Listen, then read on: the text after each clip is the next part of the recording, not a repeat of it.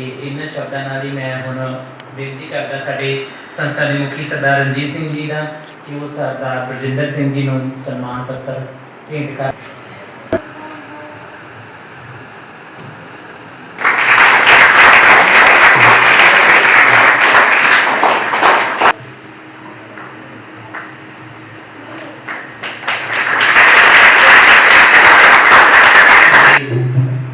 Second senior ਅਧਿਆਪਕ madam Manpreet Kaur ji ਉਹ ਸਾਡੇ ਅੱਜ ਦੇ ਮੁੱਖ ਮਹਿਮਾਨ ਜੀ ਦਾ ਸਨਮਾਨ ਚਿੰਨ੍ਹ ਭੇਂਟ ਕਰਨਗੇ।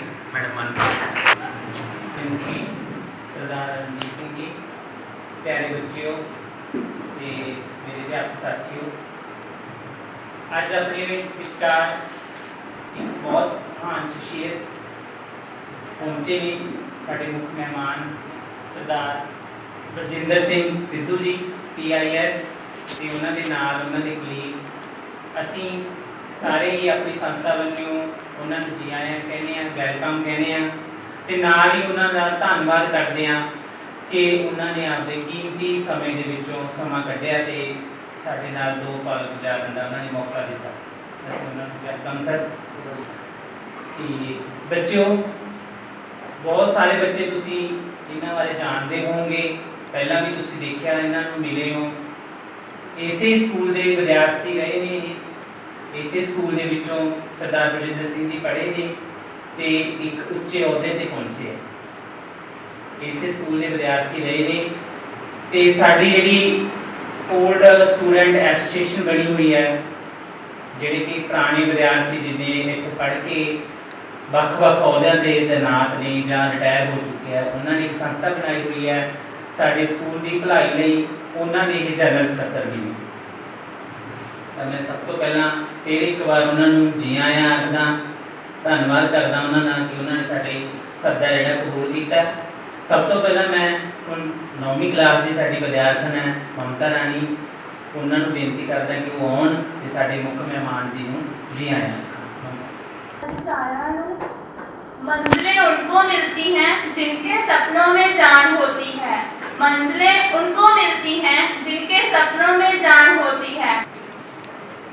मैं गुजारिश करदा साडी संस्था के मुखी सरदार रणजीत सिंह जी नूं कि उस स्टेज ते आउण ते साडे मुख मेहमान जी दा वेलकम जी आया कर। सब तो पहला मैं स्वागत करता है साडे अज दे प्रोग्राम के केंद्र बिंदु सरदार बरजिंदर सिंह सिद्धू जी, ਉਹਨਾਂ ਦੇ ਨਾਲ ਸਰਦਾਰ ਸੁਖਬੀਰ ਸਿੰਘ ਜੀ ਤੇ ਇੱਥੇ ਹਾਜ਼ਰ ਸਟਾਫ ਮੈਂਬਰ ਸਾਹਿਬਾਨ।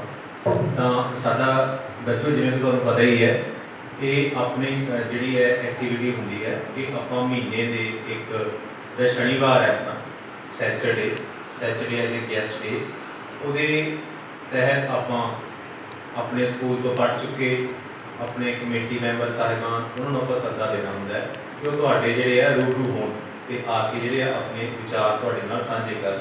ਤਾਂ ਆਪਾਂ ਸਾਰਿਆਂ ਨੂੰ ਬੜੀ ਖੁਸ਼ੀ ਹੋਣੀ ਚਾਹੀਦੀ ਹੈ ਇਸ ਗੱਲ ਦੀ ਕਿ ਸਾਡੇ ਸਕੂਲ ਦੇ ਵਿੱਚੋਂ ਪੜ੍ਹ ਕੇ ਇਹਨਾਂ ਨੇ ਇਸ ਮੁਕਾਮ ਤੇ ਪਹੁੰਚੇ ਹੈ ਕਿ ਜ਼ਿਲ੍ਹੇ ਦੇ ਮਾਨਸਾ ਜ਼ਿਲ੍ਹੇ ਦੇ ਜਨਰਲ ਮੈਨੇਜਰ ਇੰਡਸਟਰੀ ਸੈਂਟਰ ਦੇ ਉਸ ਅਹੁਦੇ ਤੋਂ ਇਹ ਸੇਵਾ ਮੁਕਤ ਹੋਏ ਹੈ। ਤਾਂ ਸਾਨੂੰ ਸਾਰਿਆਂ ਨੂੰ ਇਹਨਾਂ ਤੋਂ ਪ੍ਰੇਰਨਾ ਲੈਣੀ ਚਾਹੀਦੀ ਹੈ। ਸਾਡੇ ਸਾਰਿਆਂ ਲਈ ਪ੍ਰੇਰਨਾ ਸਰੋਤ ਨੇ। ਕਈ ਵਾਰੀ ਆਪਾਂ ਨੂੰ ਬੱਚਿਆਂ ਨੂੰ ਇਸ ਤਰ੍ਹਾਂ ਹੁੰਦਾ ਹੈ ਕਿ ਅਸੀਂ ਸਰਕਾਰੀ ਸਕੂਲ ਤੋਂ ਜਿਹੜੇ ਬੱਚੇ ਪੜ੍ਹੇ ਹੋਏ ਨੇ ਉਹ ਕਿਤੇ ਅਹੁਦੇ ਤੇ ਪਹੁੰਚ ਸਕਦੇ ਕਿ ਨਹੀਂ। ਤਾਂ ਸਾਡੇ ਜਿਹੜਾ ਸਕੂਲ ਦਾ ਇਤਿਹਾਸ ਹੈ ਉਹ ਬੜਾ ਸ਼ਾਨਦਾਰ ਇਤਿਹਾਸ ਹੈ। ਸਾਡੇ ਸਕੂਲ ਦੇ ਵਿੱਚੋਂ ਬਹੁਤ ਜਿਹੜੀਆਂ ਹਸਤੀਆਂ ਨੇ ਉਹ ਬੜੇ ਉੱਚੇ ਮੁਕਾਮ ਤੇ ਪਹੁੰਚੀਆਂ ਨੇ, ਜਿਹਦੀ ਇੱਕ ਉਦਾਹਰਨ ਜਿਹੜੀ ਹੈ ਉਹ ਸਾਡੇ ਵਿੱਚ ਅੱਜ ਜਿਹੜੇ ਹਾਜ਼ਰ ਨੇ ਸਰਦਾਰ ਬਰਜਿੰਦਰ ਸਿੰਘ ਸਿੱਧੂ ਜੀ। ਤਾਂ ਇੱਕ ਵਾਰੀ ਫਿਰ ਮੈਂ ਸਭ ਤੁਹਾਡਾ ਇੱਥੇ ਸਵਾਗਤ ਕਰਦੇ ਹਾਂ ਕਿ ਹੁਣ ਜਿਹੜੀ ਸਟੇਜ ਹੈ ਆਪਾਂ ਇਹਨਾਂ ਦੇ ਹਵਾਲੇ ਕਰਦੇ ਹਾਂ ਕਿ ਇਹ ਤੁਹਾਡੇ ਨਾਲ ਆਪਣੀ ਜ਼ਿੰਦਗੀ ਦੇ ਤਜਰਬੇ ਤੇ ਇਸ ਸਕੂਲ ਦੇ ਵਿੱਚ ਕਿਸ ਤਰ੍ਹਾਂ ਇਹ ਪੜ੍ਹਦੇ ਹੁੰਦੇ ਸੀਗੇ, ਕਿ ਇਹ ਸਕੂਲ ਦਾ ਇਤਿਹਾਸ ਹੈ। ਇਹ ਸਕੂਲ ਹਮੇਸ਼ਾ ਇਸ ਤਰ੍ਹਾਂ ਦਾ ਨਹੀਂ ਸੀ। ਪਹਿਲਾਂ ਬੜੇ ਅਲੱਗ-ਅਲੱਗ ਤਰ੍ਹਾਂ ਦੇ ਸਮਿਆਂ ਦੇ ਵਿੱਚ ਅਲੱਗ-ਅਲੱਗ ਤਰ੍ਹਾਂ ਇਸ ਸਕੂਲ ਦਾ ਜਿਹੜਾ ਹੈਗਾ ਉਹ ਪਰਫਾਰਮ ਕੀਤਾ ਸਕੂਲ ਨੇ। ਤਾਂ ਉਹਦੇ ਬਾਰੇ ਤੁਹਾਨੂੰ ਸਾਰਿਆਂ ਨੂੰ ਇਹ ਜਾਣਕਾਰੀ ਦੇਣਗੇ, ਤੁਹਾਡੀ ਜਾਣਕਾਰੀ 'ਚ ਵਾਧਾ ਹੋਊਗਾ ਤੇ ਸਾਰੇ ਬੱਚਿਆਂ ਨੇ ਬੜੇ ਧਿਆਨ ਨਾਲ ਗੱਲਾਂ ਸੁਣਨੀਆਂ। ਠੀਕ, ਆਪਣੇ ਸਾਰੀਆਂ ਗੱਲਾਂ ਇਹ ਕੰਮ ਦੀਆਂ ਗੱਲਾਂ ਹੋਣਗੀਆਂ ਜਿਹੜੀਆਂ ਆਪਾਂ ਨੂੰ ਇਹ ਦੱਸਣਗੇ। ਤਾਂ ਸਰਦਾਰ ਸਿੱਧੂ ਸਾਹਿਬ ਇਸ ਸਕੂਲ ਦੇ ਮੁਖੀ ਸਰਦਾਰ ਰਣਜੀਤ ਸਿੰਘ ਸੰਧੂ ਸਾਹਿਬ, ਇੱਥੋਂ ਦੇ ਸਮੂਹ ਸਟਾਫ ਮੈਂਬਰ ਸਾਹਿਬਾਨ, ਪਿਆਰੇ ਵਿਦਿਆਰਥੀਓ ਅਤੇ ਮੇਰੇ ਨਾਲ ਆਏ ਮੇਰੇ ਸਾਥੀ ਚੱਕ ਫਤਿਹ ਸਿੰਘ ਵਾਲਾ 'ਚ ਬਣੀ ਹੋਈ ਸ਼ਹੀਦ ਬਾਬਾ ਫਤਿਹ ਸਿੰਘ ਵੈਲਫੇਅਰ ਸੁਸਾਇਟੀ ਦੇ ਪ੍ਰਧਾਨ ਸਰਦਾਰ ਸੁਖਬੀਰ ਸਿੰਘ ਜੀ, ਜਿਹੜੇ ਕਿ ਇਸੇ ਸਕੂਲ 'ਚੋਂ ਪੜ੍ਹ ਕੇ ਗਏ ਨੇ। ਸਭ ਤੋਂ ਪਹਿਲਾਂ ਤਾਂ ਮੈਂ ਤੁਹਾਡਾ ਧੰਨਵਾਦ ਕਰਦਾ ਕਿ ਤੁਸੀਂ ਮੇਰੇ ਵਰਗੇ ਨਿਮਾਣੇ ਨੂੰ ਇੱਥੇ ਆ ਕੇ ਬੱਚਿਆਂ ਦੇ ਰੂਬਰੂ ਹੋਣ ਦਾ ਮੌਕਾ ਦਿੱਤਾ। ਮੈਨੂੰ ਬੜੀ ਖੁਸ਼ੀ ਹੋ ਰਹੀ ਹੈ ਕਿ ਅੱਜ ਮੈਂ ਉਸ ਸਕੂਲ ਜਿੱਥੋਂ ਪੜ੍ਹ ਕੇ ਤੁਸੀਂ ਤਾਂ ਬੇਟੇ ਫਿਰ ਵੀ ਡੈਸਕਾਂ 'ਤੇ ਬੈਠੇ ਹੋ, ਕੁਰਸੀਆਂ 'ਤੇ ਬੈਠੇ ਹੋ, ਅਸੀਂ ਇੱਥੇ ਟੱਪਰਾਂ 'ਤੇ ਬੈਠ ਕੇ ਪੜ੍ਹੇ ਹੋਏ ਹਾਂ। 1972 'ਚ ਮੈਂ ਇਸ ਸਕੂਲ 'ਚ ਦਾਖਲਾ ਲਿਆ ਸੀ, 1977 'ਚ ਇੱਥੋਂ 10ਵੀਂ ਪਾਸ ਕੀਤੀ ਸੀ। ਅੱਜ ਮੈਨੂੰ ਤੁਹਾਡੇ ਰੂਬਰੂ ਹੋ ਕੇ ਤੁਹਾਡੇ ਨਾਲ ਗੱਲਾਂ ਕਰਨ ਦਾ ਮੌਕਾ ਮਿਲਿਆ, ਮੈਨੂੰ ਬੜੀ ਖੁਸ਼ੀ ਹੋ ਰਹੀ ਹੈ। ਬਜ਼ੁਰਗਾਂ 'ਚ ਚੱਕ ਬਖਤੂ ਤੋਂ ਭਾਈ ਅਜੈਬ ਸਿੰਘ ਸੀਗੇ, ਜਿਹੜੇ ਕਿਸੇ ਟਾਈਮ ਕਲਕੱਤੇ ਤੋਂ ਪੜ੍ਹੇ ਸੀਗੇ। ਨਾਲ ਉਹਨਾਂ ਦੇ ਚੱਕ ਬਖਤੂ ਤੋਂ ਜਥੇਦਾਰ ਪ੍ਰੀਤਮ ਸਿੰਘ ਹੁੰਦੇ ਸੀਗੇ। ਚੱਕ ਰਾਮ ਸਿੰਘ ਦੇ ਸਾਬਕਾ ਸਰਪੰਚ ਸਰਦਾਰ ਕਰਨੈਲ ਸਿੰਘ, ਇਹ ਆਪਣੀ ਇਸ ਕਮੇਟੀ ਦੇ ਮੈਂਬਰ ਨੇ ਸਰਦਾਰ ਕੇਰ ਸਿੰਘ, ਉਹਨਾਂ ਦੇ ਫਾਦਰ। ਚੱਕ ਫਤਿਹ ਸਿੰਘ ਵਾਲਾ ਤੋਂ ਬਾਦਲ ਸਾਹਿਬ ਦੇ ਚਾਚਾ ਸਹੁਰਾ ਸਰਦਾਰ ਅਵਤਾਰ ਸਿੰਘ, ਮੇਰੇ ਫਾਦਰ ਸਰਦਾਰ ਕਰਨੈਲ ਸਿੰਘ। ਇਹਨਾਂ ਦੇ ਕਰਮਾਂ 'ਚ ਜਦੋਂ ਕਿ ਕੋਈ ਵੀ ਸਹੂਲਤ ਨਹੀਂ ਸੀ, ਉਸ ਵੇਲੇ 4 ਅੱਖਰ ਪੜ੍ਹਨ ਦਾ ਮੌਕਾ ਸੀ, ਇਹ ਪੜ੍ਹ ਲਿਖ ਗਏ ਸੀਗੇ। ਇਹਨਾਂ ਨੂੰ ਵਿੱਦਿਆ ਦੀ ਅਹਿਮੀਅਤ ਦਾ ਪਤਾ ਸੀਗਾ, ਤਾਂ ਇਹਨਾਂ ਨੇ ਸੋਚਿਆ ਵੀ ਕਿਉਂ ਨਾ ਆਪਣੇ ਪਿੰਡਾਂ 'ਚ ਵੀ ਕੋਈ ਸਕੂਲ ਬਣਾਇਆ ਜਾਵੇ। ਉਦੋਂ ਨੇੜੇ ਤੇੜੇ ਕੋਈ ਸਕੂਲ ਨਹੀਂ ਸੀ ਹੁੰਦਾ, ਸੋ ਇਹਨਾਂ ਨੇ ਮਿਲ ਕੇ ਤਿੰਨੇ ਪਿੰਡਾਂ ਦੇ ਪਤਵੰਤਿਆਂ ਨਾਲ ਸਲਾਹ ਮਸ਼ਵਰਾ ਕੀਤਾ, ਅਤੇ ਜਿਨ੍ਹਾਂ ਨੂੰ ਅਸੀਂ ਅਨਪੜ੍ਹ ਅਤੇ ਬੇਸਮਝ ਬਜ਼ੁਰਗ ਸਮਝਦੇ ਹਾਂ, ਉਹਨਾਂ ਨੇ ਉਹਨਾਂ ਸਮਿਆਂ 'ਚ ਅੱਜ ਦੇ ਜੇ ਪੈਸੇ ਨਾਲ ਤੋਲੀਏ ਤਾਂ ਕਰੋੜਾਂ ਰੁਪਏ ਦੀ ਜ਼ਮੀਨ ਆ ਜਿਸ ਥਾਂ 'ਤੇ ਸਕੂਲ ਬਣਿਆ ਹੋਇਆ ਹੈ, ਦਾਨ 'ਚ ਦਿੱਤੀ, ਫ੍ਰੀ ਆਫ ਕਾਸਟ ਸਕੂਲ ਬਣਾਉਣ ਵਾਸਤੇ ਦਿੱਤੀ। ਉਹਨਾਂ ਦੀ ਐਡੀ ਵੱਡੀ ਕੁਰਬਾਨੀ ਹੈ ਜਿਹਦਾ ਫਲ ਆਪਾਂ ਸਾਰੇ ਅੱਜ ਭੋਗ ਰਹੇ ਹਾਂ। ਮੇਰੇ ਫਾਦਰ ਦੱਸਦੇ ਹੁੰਦੇ ਸੀਗੇ ਵੀ ਸ਼ੁਰੂਆਤੀ ਉਹਨਾਂ ਨੇ ਇੱਥੇ ਕਰਕੇ ਇੱਕ ਝੌਂਪੜੀ ਪਾ ਕੇ ਤਿੰਨੇ ਪਿੰਡਾਂ ਦੇ 10-15 ਬੱਚਿਆਂ ਨੂੰ ਪੜ੍ਹਾਉਣਾ ਸ਼ੁਰੂ ਕੀਤਾ ਸੀ। ਫਿਰ ਉਹ ਦੱਸਦੇ ਹੁੰਦੇ ਸੀਗੇ ਵੀ ਇੱਕ ਵਾਰੀ ਨਲਕੇ ਪਾਣੀ ਦੀ ਜ਼ਰੂਰਤ ਪੈਂਦੀ ਸੀਗੀ ਗਰਮੀਆਂ 'ਚ, ਨਲਕੇ ਦੀ ਲੋੜ ਮਹਿਸੂਸ ਹੋਈ, ਅਤੇ ਮੇਰੇ ਫਾਦਰ ਬਰਨਾਲੇ ਤੋਂ ਰੇਲ ਗੱਡੀ 'ਚ ਰੱਖ ਕੇ ਨਾਲੀਆਂ ਲੈ ਕੇ ਆਏ ਭੁੱਚੋ ਮੰਡੀ ਸਟੇਸ਼ਨ 'ਤੇ। ਭੁੱਚੋ ਮੰਡੀ ਤੋਂ ਮੋਢਿਆਂ 'ਤੇ 2 ਨਾਲੀਆਂ ਚੱਕ ਕੇ ਨਾਲ ਹੋਰ ਬੰਦੇ ਵੀ ਗਏ, 2-2 ਨਾਲੀਆਂ ਮੋਢਿਆਂ 'ਤੇ ਚੱਕ ਕੇ ਤੁਰ ਕੇ ਇੱਥੇ ਆਏ ਅਤੇ ਇੱਥੇ ਆ ਕੇ ਨਲਕਾ ਲਾਇਆ। ਇਸ ਤਰ੍ਹਾਂ ਇਸ ਸਕੂਲ ਦੀ ਸ਼ੁਰੂਆਤ ਹੋਈ ਇਹਨਾਂ ਹਾਲਾਤਾਂ ਦੇ ਵਿੱਚ। ਉਸ ਤੋਂ ਬਾਅਦ ਫਿਰ ਉਹਨਾਂ ਦੇ ਐਫਰਟਸ ਨਾਲ ਹੋਰ ਰਲਦੇ ਗਏ ਨਾਲ ਤਾਂ ਇਹ ਸਰਕਾਰੀ ਸਕੂਲ ਬਣ ਗਿਆ। ਸ਼ਾਇਦ 1952 ਦੇ ਵਿੱਚ ਇਹਦੀ ਮੇਰੇ ਖਿਆਲ ਫਾਊਂਡੇਸ਼ਨ ਰੱਖੀ ਗਈ ਸੀਗੀ। ਉਦੋਂ ਇਹਦਾ ਨਾਮ ਸਰਕਾਰੀ ਹਾਈ ਸਕੂਲ ਚੱਕ ਭਾਈਕੇ ਇਸ ਲਈ ਵੀ ਭਾਈਕਿਆਂ ਦੇ ਤਿੰਨੇ ਚੱਕ ਨੇ, ਆਪਣਾ ਚੱਕ ਬਖਤੂ, ਚੱਕ ਰਾਮ ਸਿੰਘ ਵਾਲਾ ਅਤੇ ਚੱਕ ਫਤਿਹ ਸਿੰਘ ਵਾਲਾ। ਉਹਨਾਂ ਦਾ ਸਾਂਝਾ ਸਕੂਲ ਇਹ ਤਿੰਨੇ ਪਿੰਡਾਂ ਦਾ ਹੁੰਦਾ ਸੀ। ਆਲੇ ਦੁਆਲੇ ਦੇ ਪਿੰਡਾਂ ਮਾਨਸਾ, ਗਿੱਲ, ਗੋਸਲ, ਈਵਨ ਭੁੱਚੋ ਤੋਂ ਵੀ ਕੀ ਆਉਂਦੇ ਸੀਗੇ ਬੱਚੇ, ਤੁੰਗ ਵਾਲੀ ਤੋਂ ਵੀ ਹੁੰਦੇ ਸੀਗੇ। ਇੰਨੀ ਵੱਡੀ ਸਟਰੈਂਥ ਹੁੰਦੀ ਸੀ। ਹੌਲੀ ਹੌਲੀ ਇਹ ਸਕੂਲ ਇੰਨਾ ਫਲੋਰਿਸ਼ ਕਰ ਗਿਆ ਸੀਗਾ। ਇਸ ਤਰ੍ਹਾਂ ਇਹ ਸਕੂਲ ਹੋਂਦ 'ਚ ਆਇਆ। ਖੈਰ ਹੁਣ ਗੱਲ ਕਰੀਏ ਆਪਾਂ ਪੜ੍ਹਾਈ ਦੀ, ਅਤੇ ਚਲਦੇ ਜਦੋਂ ਮੇਰਾ ਇਸ ਸਕੂਲ ਨਾਲ ਵਾਹ ਪਿਆ 1972 'ਚ ਮੈਂ ਸਾਡੇ ਪਿੰਡ ਦੇ ਪ੍ਰਾਇਮਰੀ ਸਕੂਲ ਤੋਂ 5ਵੀਂ ਪਾਸ ਕਰਕੇ 6ਵੀਂ ਕਲਾਸ 'ਚ ਇੱਥੇ 1972 'ਚ ਦਾਖਲਾ ਲਿਆ ਸੀ। ਉਸ ਵੇਲੇ ਵੀ ਇਹੋ ਜਿਹੇ ਹਾਲਾਤ ਇੰਨੇ ਵਧੀਆ ਨਹੀਂ ਸੀਗੇ ਸਕੂਲ ਦੇ, ਸਿਰਫ ਇੱਧਰਲੇ ਵਾਲੀ ਬਿਲਡਿੰਗ ਹੁੰਦੀ ਸੀਗੀ, ਅਤੇ ਇਸ ਸਾਈਡ 'ਤੇ ਸਕੂਲ ਦਾ ਸਟਾਫ ਰਲ ਮਿਲ ਕੇ ਖੇਤੀ ਕਰਦਾ ਹੁੰਦਾ ਸੀ, ਨਰਮਾ ਅਤੇ ਕਣਕ ਬੀਜੇ ਜਾਂਦੇ ਸੀ। ਸਾਡੇ ਟੀਚਰ ਹੁੰਦੇ ਸੀਗੇ ਸਰਦਾਰ ਬਲਬੀਰ ਸਿੰਘ ਗਰੇਵਾਲ, ਉਹ ਅਤੇ ਇੱਕ ਕਾਹਨ ਸਿੰਘ ਵਾਲੇ ਤੋਂ ਸਰਦਾਰ ਗੁਰਚਰਨ ਸਿੰਘ ਹੁੰਦੇ ਸੀਗੇ SS ਮਾਸਟਰ। ਉਹ ਆਪਣੇ ਨਿੱਜੀ ਟਰੈਕਟਰ ਲਿਆ ਕੇ ਸਕੂਲ ਦੀ ਜ਼ਮੀਨ ਵਾਹ ਕੇ ਇੱਥੇ ਖੇਤੀ ਕਰਦੇ ਹੁੰਦੇ ਸੀ। ਅਤੇ ਉਹਨਾਂ ਨੂੰ ਯਾਦ ਹੈ ਵੀ ਨਰਮਾ ਜਦੋਂ ਖਿੜਦਾ ਸੀ, ਸਾਰੇ ਟੀਚਰ, ਹੈਡ ਮਾਸਟਰ ਸਰਦਾਰ ਨੱਥਾ ਸਿੰਘ ਹੁੰਦੇ ਸੀਗੇ ਉਸ ਟਾਈਮ, ਅਤੇ ਸਾਰੇ ਵਿਦਿਆਰਥਣਾਂ ਰਲ ਕੇ ਨਰਮਾ ਚੁਗਦੇ ਹੁੰਦੇ ਸੀ। ਅਤੇ ਉਹ ਇਸ school the source of income ਸੀਗਾ, ਜਿਹਦੇ ਸਿਰ 'ਤੇ ਸਕੂਲ ਚੱਲਦਾ ਸੀ। ਇਸ ਤਰ੍ਹਾਂ ਚੱਲਦੇ ਇਹ ਸਕੂਲ ਹੌਲੀ ਹੌਲੀ ਰਾਈਜ਼ ਕਰਦਾ ਗਿਆ। ਅਤੇ ਹੁਣ ਗੱਲ ਕਰੀਏ, ਮੇਨ ਮੁੱਦਾ ਤੁਹਾਡਾ ਹੈ ਇੱਥੇ ਆਪਾਂ ਲੈਣ ਕੀ ਆਉਂਦੇ ਹਾਂ ਸਕੂਲ 'ਚ। ਸਕੂਲ ਤਾਂ ਬਣ ਗਿਆ, ਸਕੂਲ ਦਾ ਮੰਤਵ ਕੀ ਹੈ? ਤੁਸੀਂ ਕਿਸ ਪਰਪਸ ਲਈ ਆਉਂਦੇ ਹੋ ਜੀ ਇੱਥੇ ਸਕੂਲ 'ਚ? ਪੜ੍ਹਨ ਲਈ ਨਾ। ਪੜ੍ਹਦੇ ਕਾਸ ਵਾਸਤੇ ਆਪਾਂ? ਹਾਂਜੀ ਹਾਂ ਦੱਸੋ।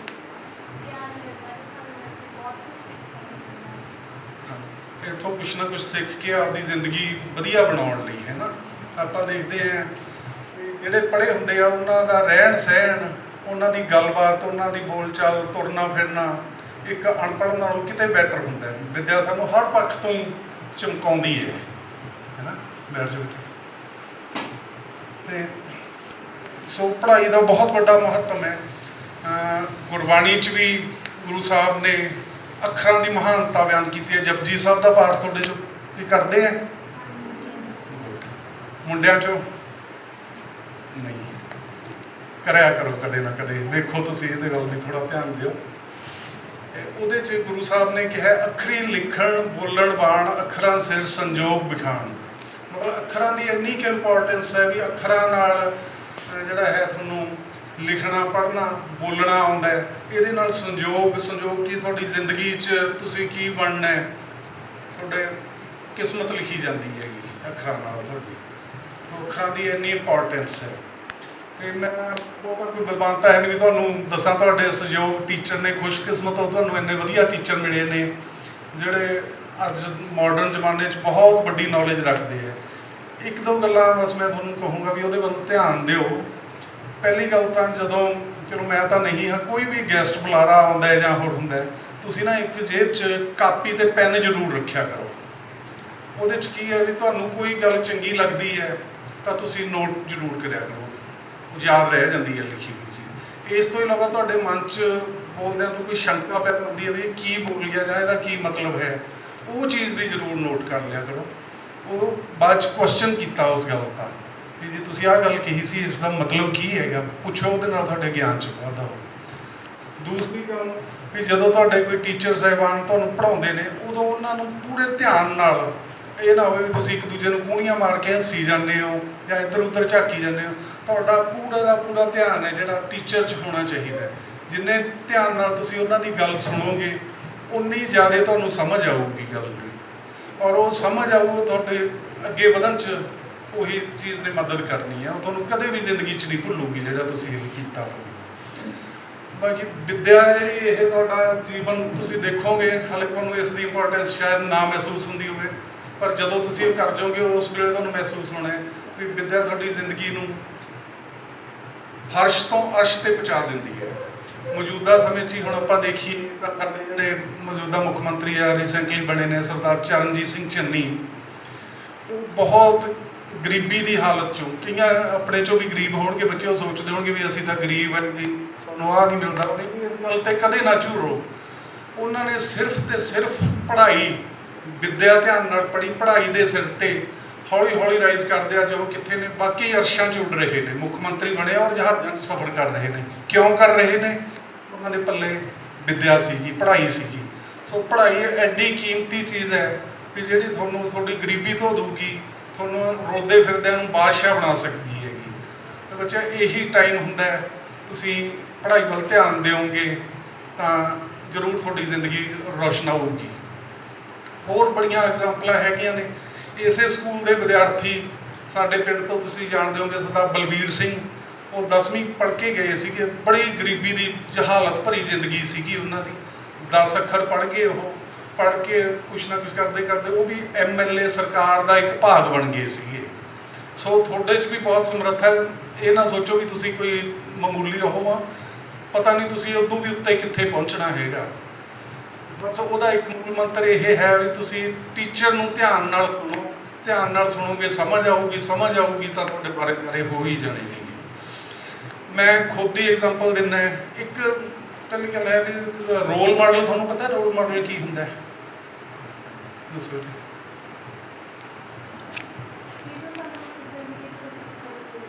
ਬਿਲਕੁਲ ਆਪਣਾ ਨਾ ਸਾਰਿਆਂ ਦਾ ਕੋਈ ਨਾ ਕੋਈ ਰੋਲ ਮਾਡਲ ਜ਼ਰੂਰ ਹੁੰਦਾ ਹੈ। ਜਿਹਨੂੰ ਬੈਠੋਗੇ ਜਿਹਨੂੰ ਵੇਖ ਕੇ ਆਪਣਾ ਜੀ ਕਰਦਾ ਹੁੰਦਾ ਵੀ ਮੈਂ ਵੀ ਇਹਨਾਂ ਵਰਗਾ ਬਣਾ, ਹੈ ਨਾ, ਹੁੰਦਾ ਨਾ। ਹਾਂ, ਤੂੰ ਨੀਲੀ ਪੱਗ ਹੈ, ਕਿਹੜੇ ਟੀਚਰ? ਸਾਰੇ ਟੀਚਰਾਂ 'ਚੋਂ ਕੋਈ ਨਾ ਕੋਈ ਟੀਚਰ ਬੈਠ, ਕੋਈ ਨਾ ਕੋਈ ਟੀਚਰ ਹੁੰਦਾ ਹੈ। ਕਈਆਂ ਦੇ ਤਾਂ ਸਿੰਗਰ ਹੀ ਹੁੰਦੇ ਨੇਗੇ ਰੋਲ ਮਾਡਲ, ਹੈ ਹੁੰਦੇ ਆ ਨਾ, ਕਈਆਂ ਦੇ ਹੋਣਗੇ, ਹੈਗੇ ਤੇਰੇ ਕੌਣ? ਸਿੱਧੂ ਮੂਸੇਵਾਲਾ। ਦੇਖੋ ਤੇ ਉਹਦੀ ਰੀਸ ਕਰਨ ਦੀ ਜ਼ਰੂਰ ਕੋਸ਼ਿਸ਼ ਕਰੋ। ਮੈਂ ਤੁਹਾਨੂੰ ਆਪਦੀ ਐਗਜ਼ਾਮਪਲ ਦਿੰਦਾ। ਮੈਂ ਇੱਕ ਸਧਾਰਨ ਜਿਹੇ ਘਰ ਚੋਂ ਆਇਆ ਤੇ ਮੇਰੇ ਰੋਲ ਮਾਡਲ ਸਾਡੀ ਐਸੋਸੀਏਸ਼ਨ ਦੇ ਪ੍ਰਧਾਨ ਵੀ ਨੇ, ਚੱਕੂ ਤੋਂ ਮੇਰੇ ਵੱਡੇ ਭਰਾ ਹੀ ਨੇ, ਉਹ ਸਾਡਾ ਫੈਮਿਲੀ ਦੇ ਮੈਂਬਰ ਨੇਗੇ, ਸਰਦਾਰ ਸੁਖਦੇਵ ਸਿੰਘ ਸਿੱਧੂ। ਸ਼ੁਰੂ ਤੋਂ ਹੀ ਉਹ ਮੇਰੇ ਰੋਲ ਮਾਡਲ ਰਹੇ। ਜਦੋਂ ਮੈਂ 8ਵੀਂ 9ਵੀਂ 10ਵੀਂ 'ਚ ਪੜ੍ਹਦਾ ਸੀਗਾ ਤੇ ਅਸੀਂ ਇਕੱਠੇ ਹੀ ਰਹਿੰਦੇ ਸੀਗੇ ਇੱਕ ਘਰ 'ਚ ਹੀ। ਤੇ ਉਹ ਪੰਜਾਬੀ ਯੂਨੀਵਰਸਿਟੀ 'ਚ MA ਇਕਨੋਮਿਕਸ ਕੀਤੀ ਉਹਨਾਂ ਨੇ। MA ਇਕਨੋਮਿਕਸ ਕਰਕੇ ਉਸ ਤੋਂ ਬਾਅਦ ਉਹ ਇੱਕ ਦੋ ਛੋਟੀਆਂ ਪੋਸਟਾਂ ਤੋਂ ਕਰਦੇ ਜਾਂਦੇ ਉਹ ਜ਼ਿਲ੍ਹਾ ਉਦਯੋਗ ਅਫਸਰ ਦੀ ਪੋਸਟ ਹੁੰਦੀ ਸੀ ਕਿ ਉਦੋਂ ਡਿਸਟ੍ਰਿਕਟ ਇੰਡਸਟਰੀ ਆਫਿਸਰ, ਤੇ ਉਹ ਡਿਸਟ੍ਰਿਕਟ ਇੰਡਸਟਰੀ ਆਫਿਸਰ ਬਣ ਗਏ। ਤੇ ਮੇਰੇ ਮਨ 'ਚ ਵੀ ਸੀਗਾ ਵੀ ਮੈਂ ਇਹਨਾਂ ਵਰਗੇ ਹੀ ਬਣਨਾ, ਬਸ ਇਹੀ ਕੁਝ ਪੜ੍ਹਨਾ, ਐਵੇਂ ਹੀ ਕੋਈ ਕਰਨਾ। ਮੈਂ ਉਹਨਾਂ ਦੀ ਰੀਸ ਕਰਦਾ ਗਿਆ। ਸਾਡਾ ਇੱਕ ਸੀਰੀ ਹੁੰਦਾ ਸੀਗਾ ਜਦੋਂ ਅਸੀਂ ਖੇਤੀ ਕਰਦੇ ਸੀ, ਉਹ ਦੱਸਦਾ ਹੁੰਦਾ ਸੀਗਾ ਵੀ ਜੇ ਤੁਹਾਨੂੰ ਕੁਝ ਵੀ ਨਹੀਂ ਨਾ ਹੁੰਦਾ ਖੇਤੀਬਾੜੀ ਦਾ, ਤੇ ਕੋਈ ਪਤਾ ਨਹੀਂ ਵੀ ਕਦੋਂ ਨਰਮਾ ਬੀਜਣਾ, ਕਦੋਂ ਵਾਹੁਣਾ, ਕਦੋਂ ਪਾਣੀ ਲਾਉਣਾ, ਤੁਸੀਂ ਗੁਆਂਢੀ ਦੀ ਰੀਸ ਕਰਨ ਲੱਗ ਜਾਓ। ਜਿੱਦੇ ਗੁਆਂਢੀ ਨੇ ਪਾਣੀ ਲਾਇਆ ਦੂਜੇ ਦਿਨ ਤੁਸੀਂ ਲਾ ਦਿਓ, ਜਿੱਦੇ ਹਲ ਵਾਹਿਆ ਤੁਸੀਂ ਵੀ ਹਲ ਵਾਹਣ ਲੱਗ ਜਾਓ, ਜਿੱਦੇ ਉਸਨੇ ਬੀਜ ਬੀਜਿਆ ਤੁਸੀਂ ਬੀਜ ਬੀਜਣ ਲੱਗ ਜਾਓ। ਉਹਦੀ ਰੀਸ ਕਰੀ ਚੱਲੋ। ਰੀਸ ਕਰਦੇ ਕਰਦੇ ਜੇ ਉਹਦੇ 40 ਮਣ ਹੁੰਦਾ ਨਰਮਾ ਤੇ ਤੁਹਾਡੇ 35 ਮਣ ਜ਼ਰੂਰ ਹੋ ਜਾਊਗਾ। ਮਤਲਬ ਕਿਸੇ ਚੰਗੇ ਬੰਦੇ ਦੀ ਰੀਸ ਜ਼ਰੂਰ ਕਰੋ ਤੁਸੀਂ ਜ਼ਿੰਦਗੀ 'ਚ, ਉਹਦੇ ਵਰਗਾ ਬਣਨ ਦਾ ਕੋਸ਼ਿਸ਼ ਕਰੋ। ਤੇ ਮੈਂ ਦੱਸ ਰਿਹਾ ਸੀ ਮੈਂ ਸਰਦਾਰ ਸੁਖਦੇਵ ਸਿੰਘ ਸਿੱਧੂ ਦੀ ਰੀਸ ਕਰਦਾ ਮੈਂ ਉਹਨਾਂ ਵਰਗਾ ਬਣਨਾ ਚਾਹੁੰਦਾ ਸੀ। ਜਦ ਜ਼ਿੰਦਗੀ 'ਚ ਕਈ ਵਾਰੀ ਅਸਫਲਤਾਵਾਂ ਵੀ ਆ ਜਾਂਦੀਆਂ, ਤੁਹਾਡੇ ਉਹ ਹਾਲਾਤ ਬਣ ਜਾਂਦੇ ਹੈ, ਕਈ ਕਿਸਮ ਦੀਆਂ ਗੱਲਾਂ ਹੁੰਦੀਆਂ, ਪਰ ਅਸਫਲਤਾ ਤੋਂ ਕਦੇ ਵੀ ਘਬਰਾਓ ਨਾ। ਦਰਅਸਲ ਜਿਹੜੀ ਅਸਫਲਤਾ ਹੁੰਦੀ ਹੈ ਨਾ, ਇਹ ਤੁਹਾਡੇ ਜ਼ਿੰਦਗੀ ਨੂੰ ਇੱਕ ਮੋੜ ਦੇ ਰਹੀ ਹੁੰਦੀ ਹੈ, ਤੁਹਾਡੀ ਜ਼ਿੰਦਗੀ ਰਚਨਾਉਣ ਵਾਸਤੇ ਹੀ ਆਉਂਦੀ ਹੈ, ਆਉਣੀ ਜ਼ਰੂਰੀ ਹੁੰਦੀ ਹੈ ਇਹ ਅਸਫਲਤਾ ਤੁਹਾਡੀ ਜ਼ਿੰਦਗੀ 'ਚ। ਇਸ ਤੋਂ ਕਦੇ ਵੀ ਘਬਰਾਓ ਨਾ। ਮੈਂ ਚਾਹੁੰਦਾ ਸੀ ਵੀ ਮੈਂ ਇਕਨੋਮਿਕਸ ਪੜ੍ਹਾਂ ਉਹਨਾਂ ਵਾਂਗੂ ਇੰਡਸਟਰੀ ਮਹਿਕਮੇ 'ਚ ਉਹਨਾਂ ਦਾ ਬੜਾ ਮਾਨ ਸਨਮਾਨ ਮੈਂ ਦੇਖਦਾ ਹੁੰਦਾ ਸੀਗਾ ਵੀ ਉਹੋ ਜਿਹਾ ਬਣਾ।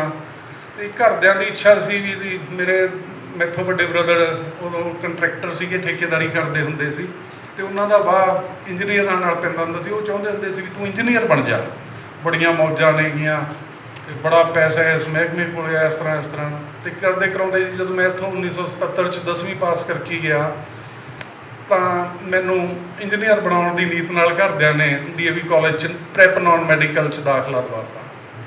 ਰੁਚੀ ਹੈ ਨਹੀਂ ਸੀ ਕੁਛ, ਸਾਡੇ ਪੇਂਡੂ ਕਲਚਰ ਦਾ ਇੱਕਦਮ ਬਠਿੰਡੇ ਸ਼ਹਿਰ ਦਾ ਵੀ ਥੋੜ੍ਹਾ ਡਿਫਰੈਂਸ ਸੀਗਾ। ਮੈਂ ਲਗਾਤਾਰ 2 ਵਾਰ ਪ੍ਰੈਪ ਨਾਨ ਮੈਡੀਕਲ 'ਚੋਂ ਫੇਲ ਹੋਇਆ। ਅਸਫਲਤਾ ਮਿਲੀ ਮੈਨੂੰ, ਪਰ ਕੋਈ ਨਹੀਂ, ਅਸਫਲਤਾ ਤੁਹਾਡੀ ਜ਼ਿੰਦਗੀ ਨੂੰ, ਜਿਵੇਂ ਮੈਂ ਕਿਹਾ ਵੀ ਇੱਕ ਨੱਕਾ ਲਾ ਰਹੀ ਹੁੰਦੀ ਹੈ ਕਿਸੇ ਸਹੀ ਡਾਇਰੈਕਸ਼ਨ 'ਚ ਮੋੜਨ ਦਾ। ਤੇ ਹੋ ਸਕਦਾ ਵੀ ਮੈਂ ਇੰਜੀਨੀਅਰ ਬਣ ਕੇ ਕਰਪਟ ਬਣ ਜਾਂਦਾ, ਪਤਾ ਨਹੀਂ ਕੀ ਕੁਛ ਹੁੰਦਾ ਕੀ ਨਾ ਹੁੰਦਾ। ਤੇ ਮੇਰੇ ਫਾਦਰ ਦੇ ਫਰੈਂਡ ਸੀਗੇ ਪ੍ਰਿੰਸੀਪਲ ਸਰਦਾਰ ਗੁਰਬਚਨ ਸਿੰਘ ਗਰੇਵਾਲ, ਉਹਨਾਂ ਨੇ ਮੇਰੀ ਨਬਜ਼ ਪਛਾਣ ਲਈ। ਉਹਨਾਂ ਨੇ ਫਿਰ ਮੈਨੂੰ ਆਪਣੇ ਕੋਲੇ ਦਮਦਮਾ ਸਾਹਿਬ ਜੀਓਗ੍ਰਾਫੀ ਅਤੇ ਇਕਨੋਮਿਕਸ ਦੇ ਸਬਜੈਕਟ ਦਵਾ ਕੇ ਆਰਟਸ ਦੇ ਵਿੱਚ ਐਡਮਿਸ਼ਨ ਦਿੱਤੀ। ਗੁਰੂ ਕਾਸ਼ੀ ਕਾਲਜ ਦਮਦਮਾ ਸਾਹਿਬ, ਉੱਥੋਂ ਮੈਂ ਪੜ੍ਹਿਆ। ਉੱਥੋਂ ਪੜ੍ਹ ਕੇ ਫਿਰ ਉਹੀ ਮਨ 'ਚ ਜਿਹੜੀ ਸੀਗੀ ਉਹ ਡਾਇਰੈਕਸ਼ਨ ਮਿਲ ਗਈ। ਬਾਈ ਜੀ ਦੀ ਰੀਸ ਕਰਦੇ ਕਰਦੇ ਅਲਟੀਮੇਟਲੀ ਮੈਂ ਉਹਨਾਂ ਵਾਲੇ ਮਹਿਕਮੇ 'ਚ ਹੀ ਸਿਲੈਕਸ਼ਨ ਹੋ ਗਈ ਮੇਰੀ as an officer, extension officer ਮੈਂ ਭਰਤੀ ਹੋਇਆ। ਫਿਰ ਹੌਲੀ ਹੌਲੀ ਕਰਦੇ ਰਾਈਜ਼ ਕਰਦਾ ਗਿਆ। ਸੋ ਇਹ ਹੈ ਵੀ ਰੋਲ ਮਾਡਲ ਦੀ ਰੀਸ ਕਰਦੇ ਕਰਦੇ ਵੀ ਕਈ ਵਾਰੀ ਆਪਾਂ ਕਿਸੇ ਮੰਜ਼ਿਲ 'ਤੇ ਪਹੁੰਚ ਸਕਦੇ ਹਾਂ। ਨਿਰਾਸ਼ ਹੋਣ ਵਾਲੀ ਕੋਈ ਗੱਲ ਨਹੀਂ ਹੁੰਦੀ ਹੈ। ਬਾਕੀ ਕਈ ਤੁਹਾਡੇ ਨਾਲ ਆਲੇ ਦੁਆਲੇ ਦੇ ਲੋਕ ਨੈਗੇਟਿਵ ਖਿਆਲਾਂ ਦੇ ਹੁੰਦੇ ਨੇ, ਜਾਂ ਕਈ ਵਾਰੀ ਤੁਹਾਡੇ ਘਰ ਦੇ ਹਾਲਾਤ ਬਣ ਜਾਂਦੇ ਨੇ ਕਿ ਆਪਣੇ 'ਚ ਨਿਰਾਸ਼ਾ ਆ ਜਾਂਦੀ ਹੈ, ਕਹਿੰਦੇ ਛੱਡ ਪਰੇ ਯਾਰ, ਪੜ੍ਹ ਕੇ ਕਿਹੜਾ ਤੂੰ DC ਲੱਗ ਜਾਏਗਾ, ਪੜ੍ਹਾਈ ਨਾਲ ਨੌਕਰੀ ਨਹੀਂ ਮਿਲਦੀ, ਅੱਜ ਕੱਲ੍ਹ ਤਾਂ ਨੌਕਰੀਆਂ ਨਹੀਂ ਮਿਲਦੀਆਂ। ਮਤਲਬ ਇੱਕ ਤਾਂ ਸਾਡੇ ਦਿਮਾਗ 'ਚ ਬੈਠਾ ਹੁੰਦਾ ਹੈ ਵੀ ਪੜ੍ਹ ਲਿਖ ਕੇ ਅਸੀਂ ਨੌਕਰੀ ਵੀ ਕਰਨੀ ਹੈ, ਵਧੀਆ ਕੋਈ ਸਰਕਾਰੀ ਮਹਿਕਮੇ 'ਚ ਤਨਖਾਹ ਆ ਜਾਇਆ ਕਰੂਗੀ ਅਤੇ ਬਸ ਜ਼ਿੰਦਗੀ ਜਿਉ ਲਿਆ ਕਰਾਂਗੇ। ਪਰ ਜ਼ਰੂਰੀ ਨਹੀਂ ਹੈ ਇਹ ਵੀ ਪੜ੍ਹ ਲਿਖ ਕੇ ਤੁਸੀਂ ਨੌਕਰੀ ਪ੍ਰਾਪਤ ਕਰੋ। ਹੋਰ ਬੜੀਆਂ ਓਪਰਚੁਨਿਟੀਜ਼ ਹੁੰਦੀਆਂ। ਪੜ੍ਹ ਲਿਖ ਕੇ ਤੁਹਾਡਾ ਜਿਹੜਾ ਦਿਮਾਗ ਹੈ ਉਹ ਪੋਲਿਸ਼ ਹੋ ਜਾਂਦਾ, ਰੌਸ਼ਨ ਹੋ ਜਾਂਦਾ ਤੁਹਾਡਾ ਦਿਮਾਗ। ਤੁਸੀਂ ਆਪਣੇ ਆਪ ਸੋਚਣਾ ਸ਼ੁਰੂ ਕਰ ਦਿੰਦੇ ਹੋ ਵੀ ਜੇ ਨਹੀਂ, ਜਦ ਪੜ੍ਹ ਕੇ ਕੋਈ ਜ਼ਰੂਰੀ ਨਹੀਂ ਹੈ ਨੌਕਰੀ। ਮੋਰਓਵਰ ਜੇ ਤੁਸੀਂ ਪੜ੍ਹਨਾ ਛੱਡ ਵੀ ਦਿਓਗੇ ਫਿਰ ਕਿਹੜਾ DC ਲੱਗ ਜਾਓਗੇ ਜੇ ਪੜ੍ਹ ਕੇ DC ਨਹੀਂ ਲੱਗਦੇ ਤਾਂ। ਤੇ ਇਹ ਕਦੇ ਵੀ ਨਿਰਾਸ਼ਾ ਆਪਦੇ ਨੇੜੇ ਨਾ ਆਉਣ ਦਿਓ, ਅੱਗੇ ਵਧੋ, ਵੱਧਦੇ ਰਹੋ, ਆਪਣੇ ਆਪ ਮੰਜ਼ਿਲਾਂ ਤੁਹਾਨੂੰ ਮਿਲਦੀਆਂ ਰਹਿਣਗੀਆਂ, ਰਸਤੇ ਖੁੱਲ੍ਹਦੇ ਜਾਣਗੇ। ਨਿਰਾਸ਼ਤਾ ਆਪਦੇ ਨੇੜੇ ਵੀ ਤੁਸੀਂ ਆਉਂਦੇ। ਤੇ ਮੇਰਾ ਮਹਿਕਮਾ ਜਿਹੜਾ ਹੈ ਇੰਡਸਟਰੀ ਦਾ ਮਹਿਕਮਾ ਰਿਹਾ। ਤੇ ਮੈਂ ਤੁਹਾਨੂੰ ਦੱਸ ਦਿੰਦਾ, ਤੁਸੀਂ ਵੀ ਵੱਡੇ ਹੋ ਕੇ ਜ਼ਰੂਰੀ ਨਹੀਂ ਸਾਰੇ ਅਫਸਰ ਬਣ ਜਾਓ, ਸਾਰੇ ਕੋਈ ਹੋਰ ਕਰੋ। ਤਾਂ ਇੰਡਸਟਰੀ ਮਹਿਕਮੇ ਦੇ ਵਿੱਚ ਬੜਾ ਸਕੋਪ ਹੈ। ਤੁਸੀਂ ਖੁਦ ਦਾ ਅੱਜ ਕੱਲ੍ਹ ਗਵਰਨਮੈਂਟ ਇੰਨੀਆਂ ਫੈਸਿਲਿਟੀਜ਼ ਦੇ ਰਹੀ ਹੈ, ਤੁਹਾਨੂੰ ਆਪਣੇ ਪੱਲਿਓਂ ਵੀ ਕੁਝ ਕਰਨ ਦੀ ਜ਼ਰੂਰਤ ਨਹੀਂ ਹੈ। ਗਵਰਨਮੈਂਟ ਲੋਨ ਦਿੰਦੀ ਹੈ ਕਿ ਸਬਸਿਡੀਜ਼ ਦਿੰਦੀ ਹੈ, ਹੋਰ ਤੁਹਾਨੂੰ ਗਾਈਡੈਂਸ ਦਿੰਦੀ ਹੈ। ਕਈ ਤਾਂ ਐਸੇ ਕਿ ਰਾਮਪੁਰੇ ਸਟੈਲਕੋ ਇੰਡਸਟਰੀ ਤੁਸੀਂ ਸੁਣਿਆ ਹੋਣਾ ਕਿਸੇ ਨੇ, ਜਿੱਥੇ ਪੁਲ ਬਣਿਆ ਹੋਇਆ ਨਾ ਰਾਮਪੁਰੇ, ਇੱਥੇ ਸਟੈਲਕੋ ਇੰਡਸਟਰੀ ਹੈ। ਉਹ ਸਟੈਲਕੋ ਇੰਡਸਟਰੀ ਦੇ ਮਾਲਕ ਇਸ ਵੇਲੇ 80-90 ਸਾਲ ਦੇ ਹੋ ਚੁੱਕੇ ਨੇ, ਓਮ ਪ੍ਰਕਾਸ਼ ਜਿੰਦਲ ਸੀਗੇ। ਉਹ ਪਾਕਿਸਤਾਨ 'ਚ ਰਹਿੰਦੇ ਸੀਗੇ। ਪਾਕਿਸਤਾਨ ਦੇ ਬੰਟਵਾਰੇ ਵੇਲੇ ਉਹ ਬੇਘਰ ਹੋ ਕੇ ਉਹ ਦੱਸ ਦਿੰਦੇ ਵੀ ਮੇਰੇ ਮਾਂ ਪਿਓ ਭੈਣਾਂ ਮੇਰੇ ਸਾਹਮਣੇ ਉਹਨਾਂ ਹਾਲਾਤਾਂ ਦੀ ਭੇਟ ਚੜੇ, ਕਤਲ ਹੋ ਗਏ ਸਾਡੇ ਅੱਖਾਂ ਦੇ ਸਾਹਮਣੇ। ਰੋਲਦੇ ਰੋਲਦੇ ਨੰਗੇ ਪੈਰ ਉਹਨਾਂ ਦੇ ਤੇ ਗੁਜਰਾਤ ਵਾਲੇ ਪਾਸਿਓਂ ਕਿਤੇ ਉਹ ਹਿੰਦੁਸਤਾਨ 'ਚ ਐਂਟਰ ਕੀਤੇ। ਉੱਥੇ ਐਂਟਰ ਕੀਤੇ ਤਾਂ ਇੱਕ ਗੁਰਦੁਆਰਾ ਸਾਹਿਬ 'ਚ ਉਹਨਾਂ ਨੂੰ ਸ਼ਰਨ ਮਿਲੀ। ਇੱਕ ਬੱਚੇ ਸੀਗੇ 7-7, 8-8 ਸਾਲ ਦੇ, ਤੇ ਉਹਨਾਂ ਦਾ ਬ੍ਰਦਰ ਵੀ ਵਿਛੜ ਗਿਆ ਸੀ, ਬਾਅਦ 'ਚ ਮਿਲ ਗਿਆ। ਤੇ ਗੁਰਦੁਆਰਾ ਸਾਹਿਬ 'ਚ ਰੋਟੀ ਖਾ ਲੈਣੀ, ਉੱਥੇ ਬਰਾਂਡੇ 'ਚ ਪੈ ਲੈਣਾ, ਹਰ ਜ਼ਿੰਦਗੀ ਉਹਨਾਂ ਦੀ ਰਹਿ ਗਈ ਸੀ। ਹੌਲੀ ਹੌਲੀ ਕੀ ਹੋਇਆ, ਸਮਾਂ ਕਿਸਮਤ 'ਚ ਕੁਛ ਲਿਖਿਆ ਹੁੰਦਾ ਹੈ। ਕਰਦੇ ਕਰਾਉਂਦੇ ਉਹ ਕਹਿੰਦੇ ਜੀ ਉੱਥੇ ਗੁਰਦੁਆਰਾ ਸਾਹਿਬ 'ਚ ਜਦੋਂ ਹਾਲਾਤ ਨਾਰਮਲ ਹੋਏ ਤਾਂ ਰਾਤ ਕੱਟਣ ਲਈ ਇੱਕ ਸਾਈਕਲ ਤੇ ਪੈਡਲ ਮਾਰ ਕੇ ਇੱਕ ਲੱਗਿਆ ਹੁੰਦਾ ਸੀਗਾ ਗ੍ਰਾਈਂਡਰ। ਅੱਜ ਕੱਲ੍ਹ ਵੀ ਸ਼ਾਇਦ ਹੋਵੇ ਪਿੰਡਾਂ 'ਚ, ਛੁਰੀਆਂ ਕਾਂਟੇ ਕੈਂਚੀਆਂ ਤਿੱਖੀਆਂ ਕਰਦੇ ਆ, ਉਹ ਪੈਡਲ ਘੁਮਾਈ ਜਾਂਦੇ ਆ, ਨਾਲ ਉਸੇ ਘੁੰਮਦਾ ਹੈ ਗ੍ਰਾਈਂਡਰ, ਤੇ ਉਸ 'ਤੇ ਧਰ ਕੇ ਉਹ ਤਿੱਖੇ ਕਰਦੇ, ਉਹ ਵੀ ਧਾਰ ਲਾਉਂਦੇ ਹੈਗੇ। ਉਹ ਕਹਿੰਦੇ ਉਹਦੇ 'ਚੋਂ ਜਦੋਂ ਧਾਰ ਲਾਉਂਦਾ ਸੀ ਚਿੰਗਾੜੀਆਂ ਜਿਹੀਆਂ ਨਿਕਲਦੀਆਂ ਹੋਈਆਂ, ਦੇਖਿਆ ਹੋਊਗਾ ਤੁਸੀਂ ਜਦੋਂ ਸਾਮ 'ਤੇ ਉਹ ਲਾ ਕੇ ਤਿੱਖਾ ਕਰਦੇ ਆ ਨਾ, ਤਾਂ ਬੜੀਆਂ ਚਿੰਗਾੜੀਆਂ ਜਿਹੀਆਂ ਨਿਕਲਦੀਆਂ। ਤੇ ਉਹ ਚਿੰਗਾੜੀਆਂ ਵੇਖ ਕੇ ਕਹਿੰਦੇ ਮੈਨੂੰ ਬੜਾ ਵਧੀਆ ਲੱਗਦਾ ਵੀ ਇਹ। ਮੈਂ ਕਹਿੰਦੇ ਉਹ ਸਾਈਕਲ ਦੇ ਪੈਡਲ ਘੁਮਾਉਣ ਲੱਗ ਜਾਂਦਾ।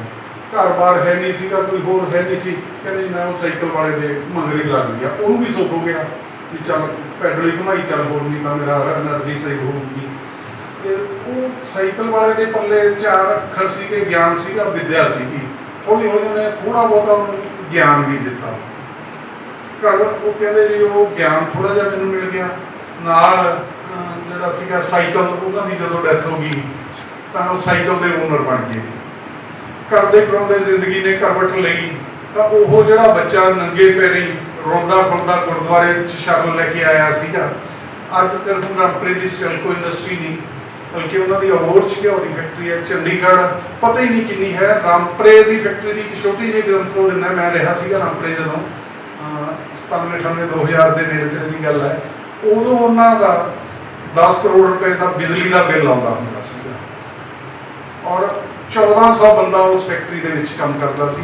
ਮਤਲਬ ਥੋੜ੍ਹੀ ਜਿਹੀ ਵਿੱਦਿਆ ਨੇ ਕੀ ਕੀਤਾ, ਆਪਾਂ ਤਾਂ ਇੱਕ ਨੌਕਰੀ ਭਾਲਦੇ ਨਾ, ਮੈਂ ਮਾਸਟਰ ਲੱਗ ਜਾ, ਮੈਂ ਜੀ ਵੀਡੀਓ ਬਣ ਜਾ, ਮੈਂ ਜੀ ਗ੍ਰਾਮ ਸੇਵਕ ਬਣ ਜਾ, ਮੈਂ ਕੋਈ ਹੋਰ ਇਸ ਤਰ੍ਹਾਂ ਦੀ ਨੌਕਰੀਆਂ ਦੀ ਆਪਣੀ ਝਾਕ ਹੈ।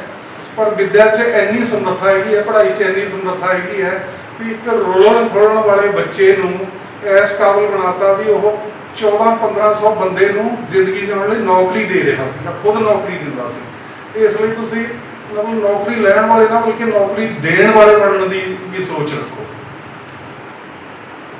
ਸੈਕੰਡਲੀ ਬਹੁਤੀਆਂ ਗੱਲਾਂ ਤਾਂ ਕੀ ਕਰਨੀਆਂ, ਮੈਂ ਤੁਹਾਨੂੰ ਕਹੂੰਗੀ ਇੱਕ ਦੋ ਚੰਗੀਆਂ ਆਦਤਾਂ ਜ਼ਰੂਰ ਪਾਓ।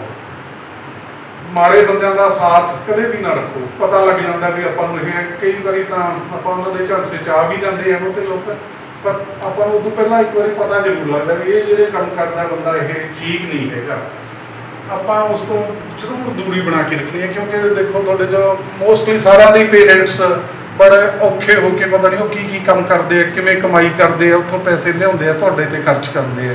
ਉਹਨਾਂ ਦੀ ਇੱਕੋ ਇੱਕ ਇੱਛਾ ਕੀ ਹੈਗੀ ਵੀ ਸਾਡੇ ਬੱਚੇ ਪੜ੍ਹ ਲਿਖ ਕੇ ਵਧੀਆ ਇਨਸਾਨ ਬਣਨ, ਵਧੀਆ ਜ਼ਿੰਦਗੀ ਜਿਉਣ। ਸੋ ਉਹਨਾਂ ਦੀਆਂ ਭਾਵਨਾਵਾਂ ਨੂੰ ਜ਼ਰੂਰ ਦਿਮਾਗ 'ਚ ਰੱਖੋ ਵੀ ਕਿਤੇ ਸਾਡੀ ਕਿਸੇ ਕਰਤੂਤ ਕਰਕੇ, ਸਾਡੀ ਕਿਸੇ ਹਰਕਤ ਕਰਕੇ ਉਹਨਾਂ ਦੀਆਂ ਭਾਵਨਾਵਾਂ ਨੂੰ ਠੇਸ ਨਾ ਪਹੁੰਚ ਜੇ। ਉਹਨਾਂ ਦੀ ਔਰ ਆਪਣੇ ਜਿਹੜੇ ਤੁਹਾਡੇ ਅਧਿਆਪਕ ਨੇ ਇਹ ਵੀ ਤੁਹਾਨੂੰ ਬਹੁਤ ਵਧੀਆ ਗਿਆਨ ਦੇ ਰਹੇ ਆ। ਇਹਨਾਂ ਦੀਆਂ ਵੀ ਸੋਧਰਾਂ ਨੇ ਵੀ ਸਾਡੇ ਪੜ੍ਹੇ ਲਿਖੇ ਬੱਚੇ ਕੁਛ ਵੱਡੇ ਬਣਨ, ਜਿਹਦਾ ਕੁਛ ਨਾ ਕੁਛ ਰੋਜ਼ਾਨਾ ਸਾਨੂੰ ਵੀ ਮਿਲੇ, ਲੋਕ ਕਹਿਣ ਵੀ ਹਾਂ ਇਹ ਫਲਾਣੇ ਟੀਚਰ ਦਾ ਪੜ੍ਹਾਇਆ ਹੋਇਆ ਬੱਚਾ ਹੈ, ਵੇਖੋ ਜੀ ਅੱਜ ਇੱਥੋਂ ਇੱਥੇ ਪਹੁੰਚ ਗਿਆ। ਔਰ ਉੱਚੇ ਥਾਂ 'ਤੇ ਪਹੁੰਚਿਆ ਵਾ ਬੱਚਾ ਆਪਦੇ ਅਧਿਆਪਕਾਂ ਨੂੰ ਕਦੇ ਵੀ ਨਹੀਂ ਭੁਲਾਉਂਦਾ ਹੁੰਦਾ। ਸੋ ਉਹਨਾਂ ਦੀਆਂ ਭਾਵਨਾਵਾਂ ਦੀ ਕਦਰ ਜ਼ਰੂਰ ਕਰੋ ਅਤੇ ਮਿਹਨਤ ਕਰੋ ਤੁਸੀਂ, ਬਸ ਇਹੀ ਮੈਂ ਤੁਹਾਨੂੰ ਕਹਿਣਾ ਚਾਹੂੰਗਾ। ਪਹਿਲੇ ਕੀ ਹਾਲਾਤ ਸੀ, ਝੌਂਪੜੀਆਂ ਤੋਂ ਲੈ ਕੇ ਤੱਪੜਾਂ ਤੱਕ ਹੁੰਦੀ ਹੋਈ ਪੜ੍ਹਾਈ, ਅੱਜ ਤੁਸੀਂ ਬੜੇ ਵਧੀਆ ਇੱਥੇ ਪੱਖਿਆਂ ਥੱਲੇ ਬੈਠੇ ਹੋ, ਕੁਰਸੀਆਂ ਤੇ ਬੈਠੇ ਹੋ, ਤੇ ਸਰਕਾਰ ਤੁਹਾਡੇ ਲਈ ਬਹੁਤ ਕੁਝ ਕਰ ਰਹੀ ਹੈ। ਮੇਰੇ ਖਿਆਲ ਨਾਲ ਮੈਂ ਹੁਣੇ ਹੈਡਮਾਸਟਰ ਸਾਹਿਬ ਨਾਲ ਗੱਲ ਕੀਤੀ ਸੀ ਵੀ ਟੋਟਲ ਸੈਲਰੀ ਬਿੱਲ ਕਿੰਨਾ ਤੇ ਸਟਰੈਂਥ ਕਿੰਨੀ ਹੈ, ਉਸ ਹਿਸਾਬ ਨਾਲ ਤੁਹਾਡੇ ਇਕੱਲੇ ਦੇ ਇੱਕ ਬੱਚੇ ਤੇ ਸਰਕਾਰ ਅੰਦਾਜ਼ਾ 5000 ਰੁਪਇਆ ਇੱਕ ਮਹੀਨੇ ਦਾ ਖਰਚ ਕਰ ਰਹੀ ਹੈ। ਸੋ ਇਹ ਚੀਜ਼ ਤੁਸੀਂ ਵਿਸਾਓ ਮਨ 'ਚ ਵੀ ਤੁਹਾਡੇ ਤੇ ਕਿੰਨਾ ਸਰਕਾਰ ਦਾ, ਤੁਹਾਡੇ ਅਧਿਆਪਕਾਂ ਦਾ, ਤੁਹਾਡਾ ਸਮਾਜ ਦਾ, ਤੁਹਾਡੇ ਖਾਸ ਕਰ ਭੈਣ ਭਰਾਵਾਂ ਤੇ ਮਾਂ ਪਿਓ ਦੀਆਂ ਸੱਧਰਾਂ ਤੁਹਾਡੇ ਤੇ ਹੈਗੀਆਂ, ਉਹਨਾਂ ਨੂੰ ਨਾ ਰੋੜੋ ਪਲੀਜ਼। ਇਸ ਗੱਲ ਨੂੰ ਧਿਆਨ 'ਚ ਰੱਖ ਕੇ ਆਪਣਾ ਸਾਰਾ ਜੋ ਤੁਸੀਂ ਪੜ੍ਹਾਈ ਤੇ ਲਾਓ। ਇਸ ਤੋਂ ਇਲਾਵਾ ਤੁਸੀਂ ਜਾਣਦੇ ਹੋ ਸਫਾਈ ਇੱਕ ਬਹੁਤ ਵੱਡੀ ਚੀਜ਼ ਹੈ, ਕਿ ਜਿੱਥੇ ਸਫਾਈ ਹੁੰਦੀ ਹੈ ਉੱਥੇ ਖੁਦਾਈ ਹੁੰਦੀ ਹੈ। ਰੱਬ ਸਫਾਈ ਨਾਲ ਹੀ ਖੁਸ਼ ਹੁੰਦਾ ਹੈ, ਪੂਜਾ ਕੀਤੇ ਤੋਂ ਹੀ ਖੁਸ਼ ਹੁੰਦਾ ਹੈ। ਤੁਸੀਂ ਜਾਣਦੇ ਹੋ ਤਾਂ ਆਲੇ ਦੁਆਲੇ ਦੇਖੋ, ਕਿਤੇ ਨਾ ਕਿਤੇ ਕੋਈ ਕਾਗਜ਼ ਦਾ ਟੁਕੜਾ ਪਿਆ ਹੈ, ਇੱਕ ਟੁਕੜਾ ਚੱਕ ਦਿਓ, ਉਸੇ ਨਾਲ ਹੀ ਬਹੁਤ ਵੱਡਾ ਫਰਕ ਪੈ ਜਾਂਦਾ। ਨਹੀਂ ਤਾਂ ਉਹ ਪਿਆ ਕੱਲ ਉਸੇ ਪਾਣੀ ਪੈ ਗਿਆ ਗਲ ਵੀ ਹੋਰ ਭੈੜਾ ਲੱਗਣ ਲੱਗ ਜੂ।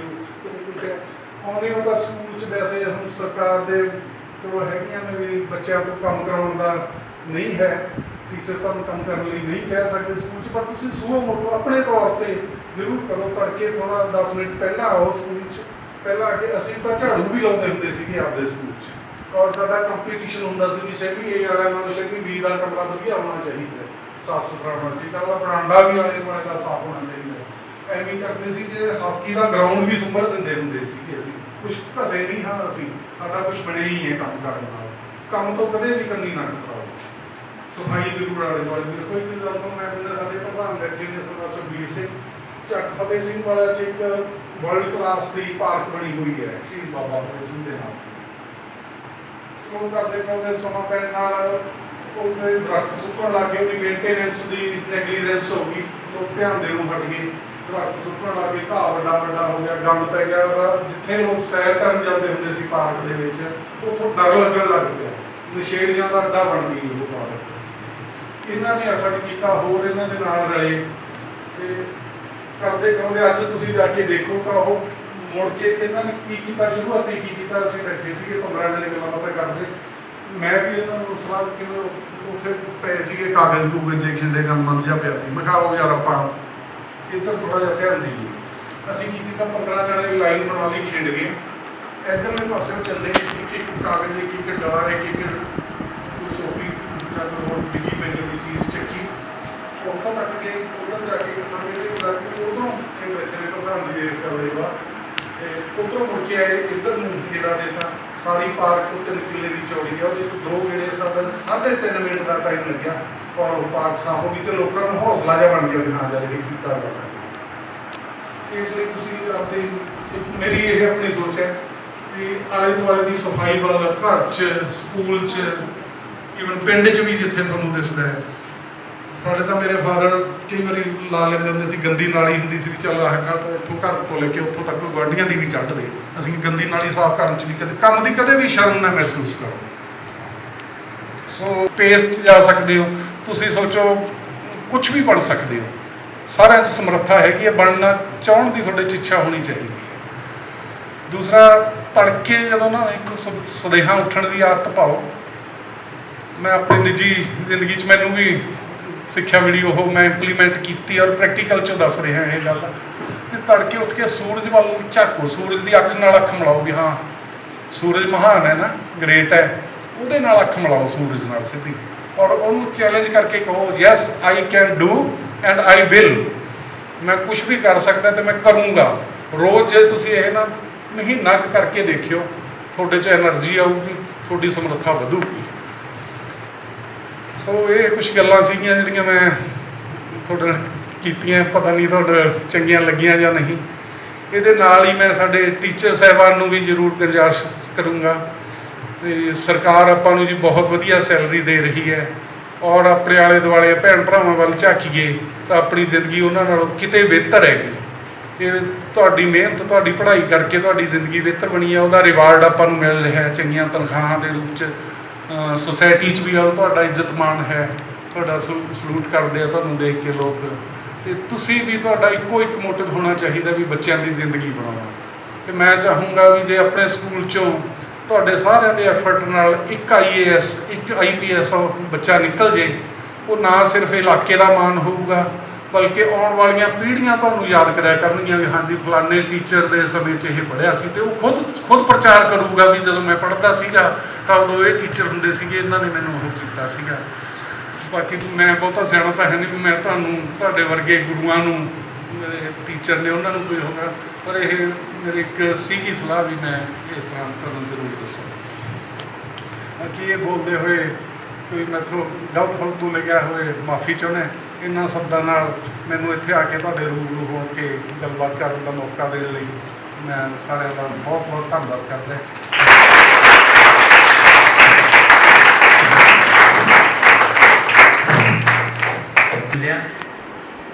ਬੱਚੇ ਇਹਨਾਂ ਨੇ ਆਪਣੇ ਨਾਲ ਸਾਂਝੇ ਕੀਤੀਆਂ ਕਿ ਜਿਸ ਟਾਈਮ ਇਹ ਪੜ੍ਹਦੇ ਸੀ ਉਦੋਂ ਕਿਹੋ ਜਿਹੀਆਂ ਸਹੂਲਤਾਂ ਸੀ ਤੇ ਅੱਜ ਕੀ ਹੈ। ਅੱਜ ਤਾਂ ਆਪਾਂ ਨੂੰ ਬਹੁਤ ਜ਼ਿਆਦਾ ਕੁਝ ਪ੍ਰੋਜੈਕਟਰ ਲੱਗੇ ਆ, ਤੁਹਾਡੇ ਬੈਂਚ ਹੈ, ਪੱਖੇ ਹੈ, ਮਤਲਬ ਹਰ ਇੱਕ ਸਹੂਲਤ ਜਿਹੜੀ ਸਰਕਾਰ ਆਪਾਂ ਨੂੰ ਦੇ ਰਹੀ ਹੈ। ਪੀਣ ਲਈ RO ਲੱਗਿਆ ਹੋਇਆ ਹੈ, ਮਿਡ ਡੇ ਮੀਲ ਹੈ, ਵਜ਼ੀਫੇ ਹੈ, ਯੂਨੀਫਾਰਮ, ਪਤਾ ਨਹੀਂ ਕੀ ਕੁਝ ਸਰਕਾਰ ਜਿਹੜੀ ਆ ਆਪਾਂ ਨੂੰ ਦੇ ਰਹੀ ਹੈ। ਉਦੋਂ ਕੁਝ ਵੀ ਨਹੀਂ ਹੁੰਦਾ ਸੀ ਤੇ ਮਤਲਬ ਆਪਾਂ ਕੋਸ਼ਿਸ਼ ਹੀ ਨਹੀਂ ਕਰਨੀ। ਜ਼ਰੂਰ ਇਹ ਗੱਲਾਂ ਜਿਹੜੀਆਂ ਇਹਨਾਂ ਨੇ ਆਪਾਂ ਨੂੰ ਦੱਸੀਆਂ ਪੱਲੇ ਬੰਨਣੀਆਂ ਤੇ ਇਹਨਾਂ ਤੇ ਅਮਲ ਕਰਨਾ ਆਪਾਂ। ਜਿਵੇਂ ਇਹਨਾਂ ਨੇ ਸਫਾਈ ਦੀ ਗੱਲ ਦੱਸੀ ਹੈ ਜਾਂ ਮਤਲਬ ਪੜ੍ਹਾਈ ਦੀਆਂ ਚੰਗੀਆਂ ਗੱਲਾਂ ਮਤਲਬ ਸੋਚਣਾ ਹੈ। ਇਹਨਾਂ ਦੀ ਗੱਲ ਬਿਲਕੁਲ ਸਹੀ ਹੈ। ਮਤਲਬ ਤੁਸੀਂ ਸਾਰਿਆਂ ਨੇ ਆਪਾਂ ਨੇ ਇਹ ਨਹੀਂ ਸੋਚਣਾ ਕਿ ਪੜ੍ਹਨਾ ਹੈ ਤੇ ਪੜ੍ਹਨਾ ਸਿਰਫ ਨੌਕਰੀ ਲਈ ਹੈ। ਇੱਕ ਚੰਗਾ ਇਨਸਾਨ ਬਣਨ ਲਈ ਵੀ ਪੜ੍ਹਾਈ ਬਹੁਤ ਜ਼ਰੂਰੀ ਹੈ ਤੇ ਮਤਲਬ ਤੁਸੀਂ ਖੇਤੀਬਾੜੀ ਕਰਨੀ ਹੈ ਉਹਦੇ ਲਈ ਵੀ ਪੜ੍ਹਾਈ ਜ਼ਰੂਰੀ ਹੈ। ਪੜ੍ਹ ਕੇ ਮੰਨ ਲਓ ਨਹੀਂ ਨੌਕਰੀ ਮਿਲਦੀ ਤਾਂ ਤੁਸੀਂ ਆਪਣਾ ਕੋਈ ਆਪਾਂ ਰੁਜ਼ਗਾਰ ਤੋਰ ਲੈਂਦੇ ਹਾਂ, ਕੋਈ ਮਤਲਬ ਇਲੈਕਟ੍ਰੀਸ਼ੀਅਨ ਬਣ ਜਾਂਦਾ ਹੈ, ਕੋਈ ਪਲੰਬਰ ਬਣ ਜਾਂਦਾ ਹੈ। ਉਹਦੇ ਲਈ ਵੀ ਜਿੰਨੀ ਆਪਾਂ ਨੂੰ ਪੜ੍ਹਾਈ ਹੈ ਉਹਦੇ ਲਈ ਵੀ ਕੋਰਸਿਸ ਹੈ ਉਹ ਆਪਾਂ ਕਰਾਂਗੇ ਤਾਂ ਇੱਕ ਆਪਾਂ ਵਧੀਆ ਉਸ ਨੂੰ ਚਲਾ ਸਕਦੇ ਹਾਂ। ਤੇ ਇੱਕ ਇਹਨਾਂ ਨੇ ਬਹੁਤ ਹੀ ਲਾਸਟ ਦੇ ਵਿੱਚ ਜਿਹੜੀ ਗੱਲ ਦੱਸੀ ਆਪਾਂ ਨੂੰ ਸੂਰਜ ਵਾਲੀ, ਉਹ ਆਪਾਂ ਸਾਰਿਆਂ ਨੇ ਕਰਨੀ ਹੈ। ਅਸੀਂ ਵੀ ਖੁਦ ਵੀ ਇੰਪਲੀਮੈਂਟ ਕਰਾਂਗੇ। ਮਤਲਬ ਚੰਗੀ ਗੱਲ ਲੱਗੀ ਸਾਨੂੰ ਉਹ, ਮਤਲਬ ਅਸੀਂ ਕੱਲ੍ਹ ਤੋਂ ਹੀ ਸਟਾਰਟ ਕਰਾਂਗੇ। ਬਹੁਤ ਬਹੁਤ ਥੈਂਕ ਯੂ ਸਰ ਤੁਹਾਡਾ। ਤੇ ਬੱਚੋ ਇਸ ਤਰ੍ਹਾਂ ਤੁਸੀਂ ਸਾਰਿਆਂ ਨੇ ਇਹ ਗੱਲਾਂ ਤੇ ਅਮਲ ਕਰਨਾ, ਠੀਕ ਹੈ। ਤੇ ਬਾਕੀ ਅਸੀਂ ਇਹਨਾਂ ਨੂੰ ਅਸ਼ੋਰ ਕਰਦੇ ਹਾਂ ਕਿ ਵੈਸੇ ਤਾਂ ਅਸੀਂ ਮਤਲਬ ਮੈਨੂੰ ਲੱਗਦਾ ਨਹੀਂ ਵੀ ਅਸੀਂ ਬਹੁਤ ਜ਼ਿਆਦਾ ਮਿਹਨਤ ਕਰ ਰਹੇ, ਪਰ ਫਿਰ ਵੀ ਸਰ ਅਸੀਂ ਹੋਰ ਵੀ ਜ਼ਿਆਦਾ ਕੋਸ਼ਿਸ਼ ਕਰਾਂਗੇ ਕਿ ਬੱਚਿਆਂ ਨੂੰ ਤੁਹਾਡੇ ਕਹਿਣ ਮੁਤਾਬਕ ਕੋਈ ਬੱਚਾ ਹੁੰਦਾ ਮਤਲਬ ਨੈਚੁਰਲੀ ਇੰਟੈਲੀਜੈਂਟ ਹੈ ਬੱਚੇ। ਇਹ ਜਿਹੜੇ ਪ੍ਰਾਈਵੇਟ ਸਕੂਲਾਂ ਦੇ ਬੱਚੇ ਆ ਉਹਨਾਂ ਨੂੰ ਤਾਂ ਮਤਲਬ ਪੇਰੈਂਟਸ ਪੜ੍ਹਾਉਂਦੇ ਆ, ਉਹ ਬੱਚੇ ਇੰਟੈਲੀਜੈਂਟ ਮਤਲਬ ਪੇਰੈਂਟਸ ਲਈ ਹੋਮਵਰਕ ਦਿੱਤਾ ਜਾਂਦਾ। ਪਰ ਜਿਹੜੇ ਤੁਸੀਂ ਬੱਚੇ ਹੋ ਉਹ ਸਾਨੂੰ ਵੀ ਪਤਾ ਵੀ ਤੁਹਾਡੀ ਬੈਕਗਰਾਉਂਡ ਹੈ, ਤੁਹਾਡੇ ਪੇਰੈਂਟਸ ਹੈ ਨਹੀਂ ਇੰਨੇ ਪੜ੍ਹੇ ਲਿਖੇ ਹੁੰਦੇ, ਉਹਨਾਂ ਨੂੰ ਆਪਣੀ ਰੋਜੀ ਰੋਟੀ ਦਾ ਫਿਕਰ ਹੁੰਦਾ ਹੈ, ਉਹ ਤੁਹਾਡੇ ਵੱਲ ਇੰਨਾ ਧਿਆਨ ਨਹੀਂ ਦੇ ਪਾਉਂਦੇ। ਜੋ ਤੁਸੀਂ ਇੰਟੈਲੀਜੈਂਟ ਹੋ, ਤੁਸੀਂ ਨੈਚੁਰਲ ਇੰਟੈਲੀਜੈਂਟ ਹੋ, ਤੁਹਾਨੂੰ ਕੁਦਰਤ ਵੱਲੋਂ ਤੁਹਾਡਾ ਮਾਈਂਡ ਹੈ ਮਤਲਬ ਹੋਰ ਜਿਹੜਾ ਅਸੀਂ ਤਰਾਸ਼ ਰਹੇ ਹਾਂ ਤੇ ਅਸੀਂ ਹੋਰ ਮਤਲਬ ਕੋਸ਼ਿਸ਼ ਕਰਾਂਗੇ ਵੱਧ ਤੋਂ ਵੱਧ ਕਿ ਤੁਹਾਨੂੰ ਹੋਰ ਜ਼ਿਆਦਾ ਜਿਹੜਾ ਅੱਗੇ ਵਧਾਇਆ ਜਾ ਸਕੇ। ਸਾਡੇ ਅੱਜ ਦੇ ਮੁੱਖ ਮਹਿਮਾਨ ਜੀ ਦਾ ਧੰਨਵਾਦ ਕਰਨ ਸਰਦਾਰ ਰਣਜੀਤ ਸਿੰਘ ਜੀ। ਧੰਨਵਾਦ ਕਰਦੇ ਹਾਂ ਇੱਥੇ ਆਉਣ ਤੇ। ਤੁਸੀਂ ਆਪਣੇ ਕੀਮਤੀ ਸਮੇਂ ਦੇ ਵਿੱਚੋਂ ਜਿਹੜਾ ਸਮਾਂ ਕੱਢਿਆ, ਕਿਸੇ ਨੂੰ ਵੀ ਆਪਾਂ ਜਿਹੜਾ ਹੈ ਉਹ ਸਮਾਂ ਦੇਣਾ ਸਭ ਤੋਂ ਜਿਹੜੀ ਵੱਡੀ ਚੀਜ਼ ਆ ਅੱਜ ਦੇ ਜ਼ਮਾਨੇ ਦੇ ਵਿੱਚ, ਕਿ ਆਪਾਂ ਇੰਨਾ ਜੇ ਸਮਾਂ ਕਿਸੇ ਨੂੰ ਦੇ ਰਹੇ ਹਾਂ। ਇਹਨਾਂ ਦੇ ਰੁਝੇਵੇਂ ਬਹੁਤ ਨੇ, ਬਿਜ਼ੀ ਸ਼ਡਿਊਲ ਦੇ ਵਿੱਚੋਂ ਇਹਨਾਂ ਨੇ ਟਾਈਮ ਕੱਢ ਕੇ ਸਾਡੇ ਕੋਲੇ ਆਏ ਹੈ ਤੇ ਮੈਂ ਤੁਹਾਡਾ ਬਹੁਤ ਬਹੁਤ ਧੰਨਵਾਦ ਕਰਦਾ ਜੀ। ਤੇ ਦੂਸਰੀ ਜਿਹੜੀ ਗੱਲ ਤੁਸੀਂ ਕਹੀ ਹੈ ਵੀ ਅਸੀਂ ਤੁਹਾਡਾ ਜਿਹੜਾ ਮਾਣ ਸਨਮਾਨ ਹੈ ਉਹ ਦੇਖੋ ਅਸੀਂ ਕਰਨਾ ਹੀ ਸਾਡਾ ਫਰਜ਼ ਬਣਦਾ ਸੀਗਾ, ਕਿਉਂਕਿ ਜੋ ਤੁਸੀਂ ਇਸ ਸੰਸਥਾ ਦੇ ਲਈ ਪਹਿਲਾਂ ਕੀਤਾ ਹੈ ਜਾਂ ਜੋ ਤੁਸੀਂ ਕਰ ਰਹੇ ਹੋ, ਜਿੰਨਾ ਸਾਥ ਤੁਸੀਂ ਸਾਡਾ ਦਿੱਤਾ ਹੈ, ਅਸੀਂ ਉਹਦੇ ਲਈ ਹਮੇਸ਼ਾ ਹੀ ਜਿਹੜਾ ਹੈ ਤੁਹਾਡਾ ਮਾਣ ਸਨਮਾਨ ਜਿਹੜਾ ਉਹ ਇਸੇ ਤਰ੍ਹਾਂ ਹੀ ਕਰਦੇ ਰਹਾਂਗੇ ਜੀ। ਕਿਉਂਕਿ ਸਾਨੂੰ ਬਹੁਤ ਵੱਡੀ ਦੇਣ ਹੈ ਤੁਹਾਡਾ ਸਾਥ ਜਿਹੜਾ ਹੈ ਉਹ ਸਾਨੂੰ ਅੱਗੇ ਵੀ ਚਾਹੀਦਾ ਹੈ। ਤਾਂ ਤੁਹਾਡੇ ਸਾਥ ਦੇ ਨਾਲ ਹੀ ਇਸ ਸੰਸਥਾ ਦੇ ਵਿੱਚ ਜਿਹੜੀਆਂ ਸਮੱਸਿਆਵਾਂ ਸੀਗੀਆਂ ਕੁਝ ਉਹ ਹੱਲ ਹੋਈਆਂ ਤੇ ਅੱਗੇ ਵੀ ਅਸੀਂ ਆਸ ਕਰਦੇ ਹਾਂ ਕਿ ਇਸੇ ਤਰ੍ਹਾਂ ਤੁਸੀਂ ਆਪਣਾ ਸਾਥ ਸਾਡੇ ਨਾਲ ਬਣਾਈ ਰੱਖੋਗੇ ਤੇ ਸਾਡੀਆਂ ਆਉਣ ਵਾਲੇ ਸਮੇਂ ਦੇ ਵਿੱਚ ਕੋਈ ਵੀ ਸਮੱਸਿਆ ਹੋਊਗੀ ਉਹਨੂੰ ਪਹਿਲ ਦੇ ਆਧਾਰ ਤੇ ਹੱਲ ਕਰੋਗੇ। ਬਹੁਤ ਬਹੁਤ ਧੰਨਵਾਦ ਸਿੱਧੂ ਸਾਹਿਬ।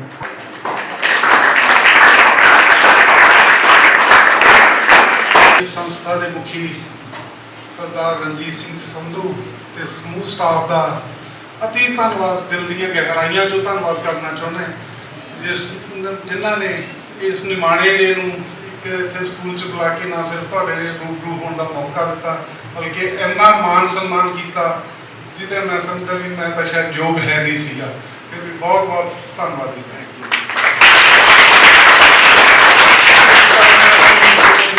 ਦੱਸ ਰਿਹਾ ਸੀ ਉਹਦੇ 'ਚ ਇੱਕ ਰਹਿ ਗਈ ਸੀ ਗੱਲ ਚੱਲ ਰਹੀ ਹੈ ਆਨਲਾਈਨ ਪੜ੍ਹਾਈ ਦੇ ਚੌੜਿਆਂ ਤੁਹਾਡੀ ਲਿਖਣ ਦੀ ਸਮਰੱਥਾ ਘਟ ਗਈ ਹੈ ਮੇਰੇ ਖਿਆਲ 'ਚ।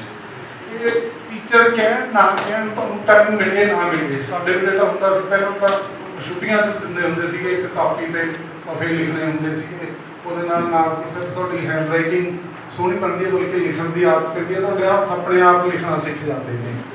ਤੇ ਤੁਸੀਂ ਆਪਣੇ ਆਪ ਜਦੋਂ ਵੀ ਟਾਈਮ ਮਿਲੇ ਤਾਂ ਦਿਨ 'ਚ ਘੱਟੋ ਘੱਟ 2 ਪੇਜ ਹਿੰਦੀ, ਅੰਗਰੇਜ਼ੀ, ਪੰਜਾਬੀ ਜੋ ਵੀ ਤੁਹਾਨੂੰ ਵਧੀਆ ਲੱਗਦਾ ਹੈ ਲਿਖਿਆ ਕਰੋ। ਇਹਦੇ ਨਾਲ ਤੁਹਾਡੀ ਲਿਖਣ ਦੀ ਆਦਤ ਬਣੂਗੀ, ਤੁਹਾਡੇ ਜ਼ਿੰਦਗੀ ਵਿੱਚ ਕੰਮ ਆਊਗੀ। ਲਿਖਿਆ ਜ਼ਰੂਰ ਕਰੋ। ਥੈਂਕ ਯੂ ਜੀ।